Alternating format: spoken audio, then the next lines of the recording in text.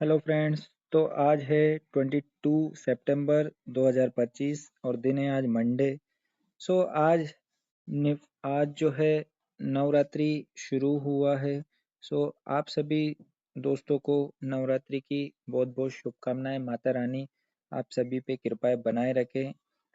और चलो चेक करते हैं आज किस तरह से मार्केट में मूवमेंट हुआ है और अपना जो प्रीवियस एनालिसिस जो था वो किस तरह से अपने काम आया है। सो ये है धन का ट्रेडिंग चार्ट। दोस्तों आप देख रहे हैं मैं धन का ट्रेडिंग चार्ट यूज़ करता हूँ निफ्टी 50 में ट्रेड करने के लिए या अदर इंडेक्स में ट्रेड करने के लिए।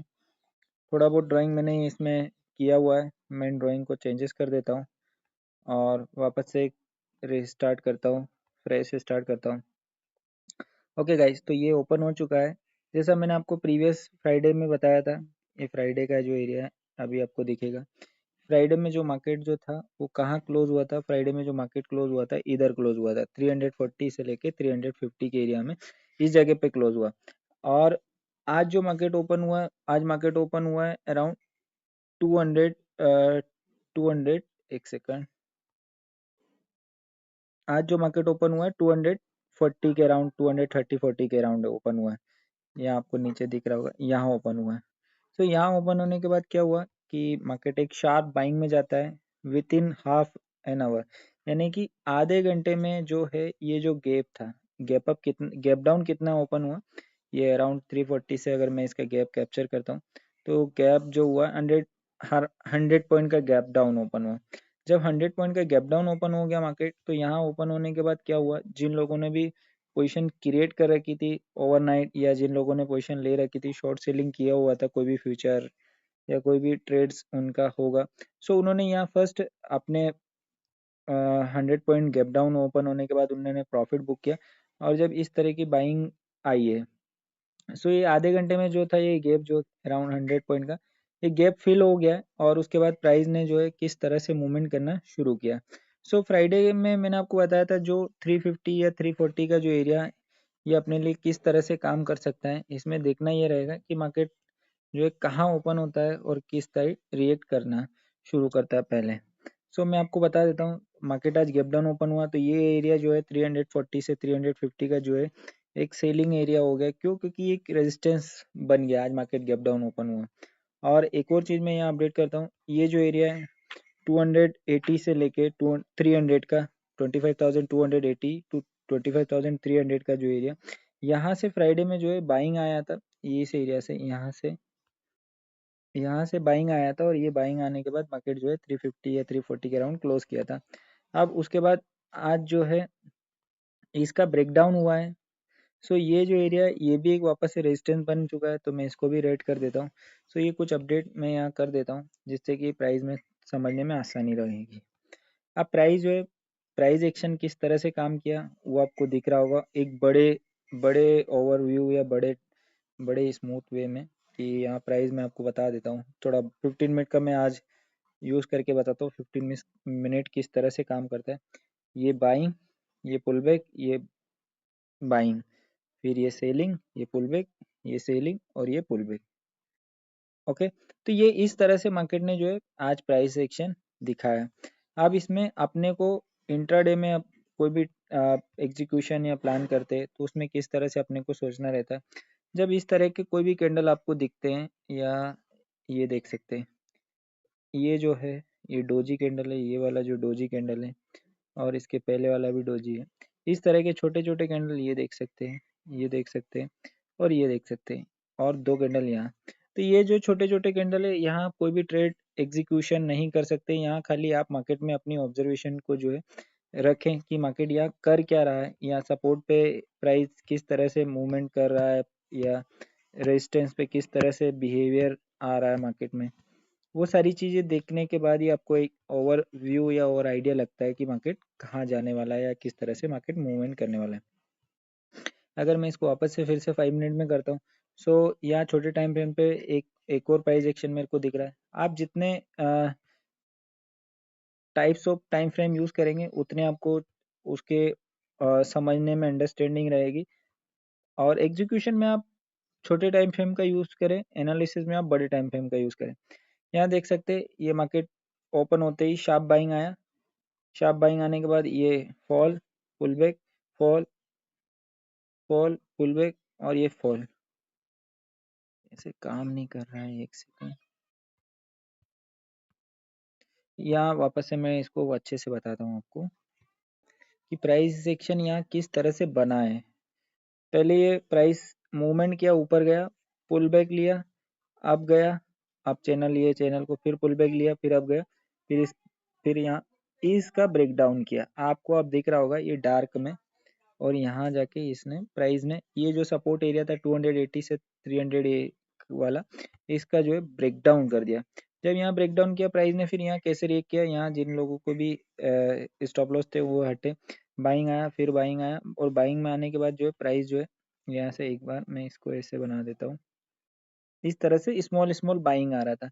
यानी कि यहाँ कैंडल का जो साइज है वो आपको दिख रहा होगा, कैंडल उतना अच्छे से काम नहीं कर रहा है, या कैंडल में जो साइज है वो बहुत छोटा छोटा स्मॉल स्मॉल बन रहा है। तो यहाँ प्राइस जो है वापस से एक चैनल में चलने लगा। यहाँ मैं देख रहा हूँ चैनल बन रहा है, यहाँ ये देख सकते हैं, ये चैनल में प्राइस चलने लगा, और अराउंड 1 1 एंड 1:15 यानी कि 1:15 पे जो है एक बढ़िया कैंडल मेरे को डाउन साइड में ब्रेक डाउन करती मिलती, ये वाली। उसके बाद ये जो है continue pull back, selling, pull back, और ये सेलिंग कंटिन्यू। इसमें अगर आप कोई भी ट्रेड प्लान किए हैं या करें, तो उसमें जो है आपके मोमेंटम जो है वो काफ़ी शार्प बाइंग आती है। अब ये 250 और 260 का एरिया है, ये भी बाइंग की जगह मैं इसको सेलिंग कर देता हूँ, क्योंकि यहाँ से सेलिंग आया है, तो ये अभी रेजिस्टेंस बन चुका है। तो यहाँ प्राइस में जो है काफ़ी अच्छा स्ट्रक्चर, प्राइस दो तरह से यूज़ कर सकते हैं, प्राइस का पैटर्न और कैंडल का साइज देख के, और चार्ट में जो है प्राइस का बिहेवियर आपको समझ में आता है। तो ये सारी चीज़ें यूज़ होती है डिफरेंट डिफरेंट टाइप से डिफरेंट टाइम फ्रेम पे, और उसके बाद प्राइस जो है आप अंडरस्टैंड कर सकते हैं। अब नेक्स्ट अपॉर्चुनिटी क्या रहने वाली है कल के लिए, कल होने वाली है निफ्टी 50 की एक्सपायरी। सो कल देखना है, फिर से मैं बोलता हूँ, फ्लैट ओपन हुआ अगर 200 के एरिया पे, यही मार्केट अगर ओपन होता है यहाँ से, इधर ब्रेकडाउन कर देता है लोअर लोज में, तो मैं यहाँ तक जा सकता हूँ 100 के एरिया पे। और अगर प्राइस यहाँ ओपन होके बाइंग में दिखाता है, तो मैं बाइंग में यहाँ तक जाने देता हूँ। फिर अगर कोई यहाँ से ब्रेकआउट करता है, इसका फॉल ब्रेकआउट करके पुल बैक लेके इस तरह का लोअर लॉस पैटर्न चलना शुरू होता है अगर मार्केट में, तो मैं यहाँ से वापस से सेलिंग जो है, मैं सेलिंग का जो टारगेट है 100 तक मैं बना सकता हूँ। अब देखना ये रहेगा कि मार्केट ओपन कहाँ होता है और किस तरह से मार्केट कल रिएक्ट करता है। फर्स्ट उस उस स्ट्रक्चर पे या उस प्राइस एक्शन पे ही ट्रेड करना, या अपने पोजीशंस में एग्जीक्यूशन लेना वो बेस्ट रहता है। आप अपने एनालिसिस पे रहिए, मार्केट जब उस पे आता है आपके की लेवल पे, वहाँ कैसे वो रिएक्ट करा। जैसे मैं ये कल का मैंने आपको बहुत बताया था कि 350, 330, 50 वाला जो एरिया है, 25,350, 25,340 वाला, ये एज ए सपोर्ट और रेजिस्टेंस दोनों ही तरह से काम कर सकता है। लेकिन देखना ये रहेगा, अगर मार्केट यहाँ गैप अप ओपन हो जाता है या इसी जगह ओपन होता है, यहाँ से बुलिश स्ट्रक्चर बन जाता है, तो ये सपोर्ट की तरह काम करता है। और अगर मार्केट यहाँ से जो है फॉलिंग, नीचे यहाँ ओपन होकर अगर फॉलिंग करता है, फॉल करता है, तो ये रेजिस्टेंस की तरह काम करता है। वैसा ही मैंने आपको 200, ये वाला एरिया 280 टू 300 वाला जो है 25,280 से लेके 25,300, ये बाइंग में काम आया था फ्राइडे में, लेकिन आज जो है ये इसका ब्रेकडाउन हो गया, तो ये रेजिस्टेंस बन चुका है। तो अभी ये सेलिंग यहाँ से, जब भी मार्केट इसके ऊपर या इसके पास आया, तो यहाँ से सेलिंग देखने को मिला। तो इस चीज़ का जो है इम्पोर्टेंस होता है कि आप किस तरह से मार्किंग करके रखते हैं और उस पे किस तरह से प्राइस एक्शन पे ट्रेड करते हैं।